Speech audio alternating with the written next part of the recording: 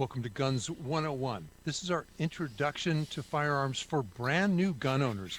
It's brought to you by the Self Defense Radio Network. I'm Rob Morse from Self Defense Gun Stories. My partners here tonight are Amanda Suffecool from Eye on the Target Radio, and the guy doing the heavy lifting behind the curtain is Paul Lathrop from the Polite Society podcast. Our guest is Derek Leblanc from the Kids Safe Foundation. Derek, you talk to a lot of parents about how to have a gun in the home. Talk to us about that decision when you bring a lethal tool into the house with your family. So bringing a gun inside the home is definitely a great responsibility that comes with that. You know, ultimately, you made the decision to purchase a firearm for a reason, and that was probably to defend or protect your children or your family. And so with that, it's important that you also educate yourself on what possibly could happen if you weren't safe or had an accident. And so I think it's what's really, really important is once you make that purchase and you buy that firearm and you walk out of that gun store or that, you know, I think a couple things that you should probably have with you is obviously, you know, have the firearm, probably have couple different types of ammunition, either a self-defense type ammunition for, you know, around the house or when you need it for a defensive purpose, and then target ammunition. Okay, so those go hand in hand with a way to secure that firearm. Okay, it's really, really important that, you know, when that gun's not physically on you or on your person, it has to be secured. And the reason I say it has to be secured, and I recommend it as secured, is ultimately that's going to help keep your kids safe. And you're going to sleep a little bit better at night knowing that gun is out of their reach. And ultimately, there's a lot of good options out there, and you can also get into that gun in an instant. You know, so there's really no now with tech to leave that gun just laying around. And so with that, you know, just have a conversation. A conversation is really, really important when it comes to our kids. Is let them know that obviously you brought this into the home. Don't hide it from them. Don't make it a taboo. You know. Ultimately, what I kind of advocate is you have a conversation with your kids, and that way you're kind of taking that novelty away.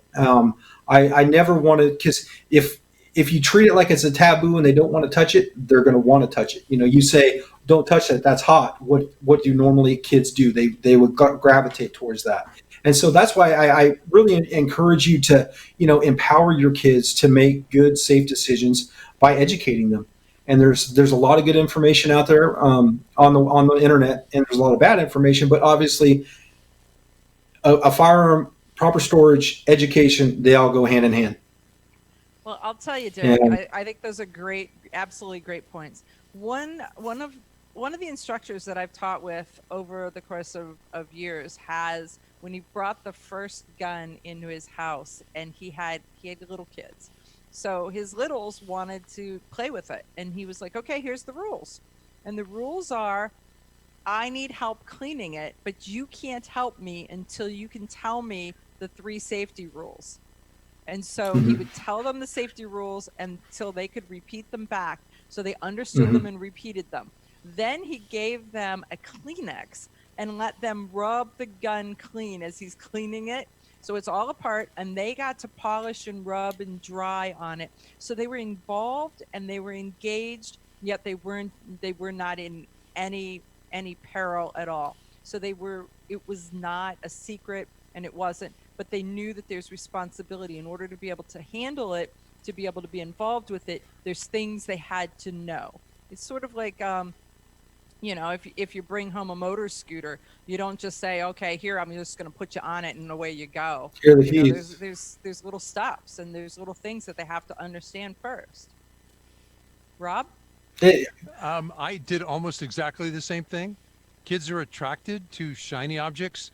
Kids are not as attracted to dirty, smelly objects. So, yeah, take some of the shine right off.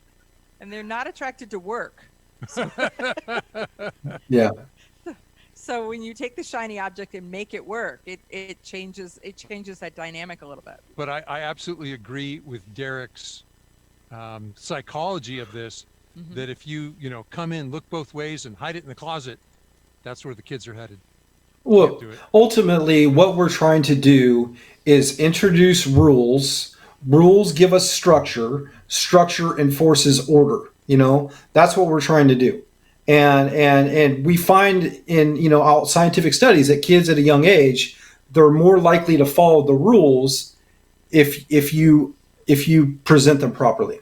And so that's why I always advocate is I never ever demonize a firearm. I demonize a bad owner, similar to like a pit bull. There's no such thing as a bad pit bull. There's bad owners, right? And so that's the same way I'm going to treat my firearms. And so that's where it comes down to responsibility. Well, I think I think that's a good point. People are bringing guns into their home to protect their family. And I think that in a lot of cases, they're missing that piece of the fact that part of their responsibility is protecting their family from the firearm, not only with the firearm. And so when they go shopping and they buy it, and there's nobody standing at the counter saying, well, you need this and you need this, and here's how this works. It's ta-da, here you go, and run with it. So learning the things about how you protect your family from it before you protect your family with it. I'll put it like this.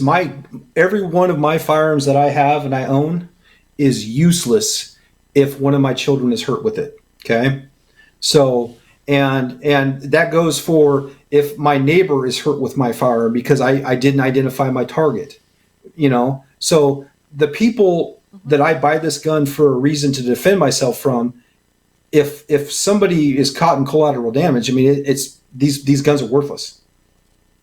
Yeah, that's not our purpose. Our purpose is to protect our families, and that's what we want to do. And there's responsibility that comes with it, and I think we've done a pretty good job of explaining where that responsibility level lies when you bring a gun into a home with small and one thing I want to encourage with parents is do not make your kids afraid of the gun.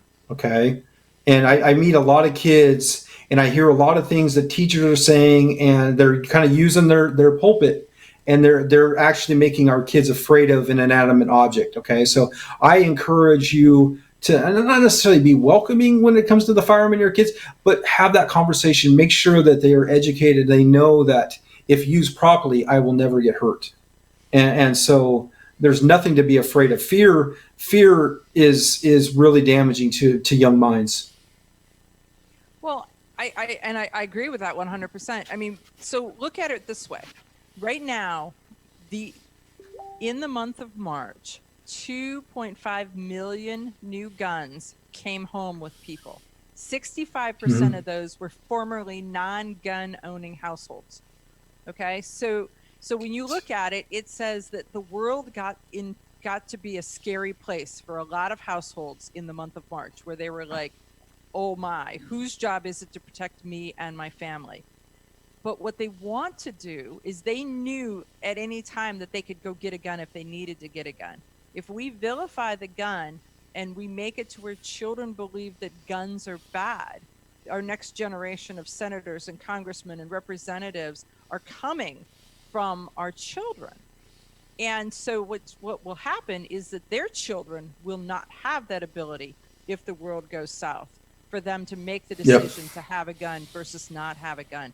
So part of what we're actually doing in this series is helping to protect the future and to protect the Constitution and protect future generations and the things that, let me get on my Constitution pulpit, the things that our founding fathers thought of. We know that these 2.5 million gun owners that made the decision in the month of March utilized what the founding fathers did, and we want to maintain the ability for them to make that decision should they want to. There's nothing wrong with maintaining and being a gun neutral household, or saying people can have them, just it's not for me. But if I decide that it is for me, I want to have that ability to be able to make it for me. So is there anything else you want to say while we wrap this one up? Well, they realize that the Second Amendment isn't about hunting, and it comes down to our God-given right to self-defense. And that's what, I advocate, obviously, with proper education and training and responsibility. They all go hand in hand. And so I'm really thankful for this series. This is a great series, guys. Okay, well, folks, Thank you, as he's Derek. talking about the series, there is a series, Guns 101, and there is a plethora of videos that talk about all different things that a new gun owner may want to know about. But this segment was with Derek Leblanc from KidSafeFoundation.org. Look him up. He's a big deal.